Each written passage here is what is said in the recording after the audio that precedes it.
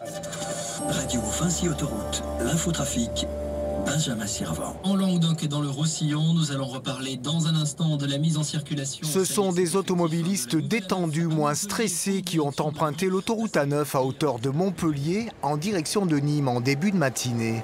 Un trajet qui s'est réalisé en douceur, sans poids lourd, puisque la plupart d'entre eux sont désormais déviés sur le nouveau tronçon mis en service dans la nuit.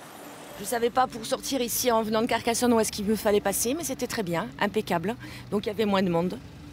Donc vous êtes plutôt satisfaite de... Satisfaite et pas de bouchon. Voilà, juste là à l'arrivée. Roule normal. Bien alors. Bien, assez bien, oui. Ça change? Ça change de tout au tout de la route. Alors plutôt dégagé et surtout ce que j'ai remarqué, parce que je ne me rappelais plus que c'était l'ouverture du nouveau tronçon, c'est qu'il n'y avait pas de poids lourd en fait. Aucun poids lourd, donc fantastique. Une impression de dégagement super.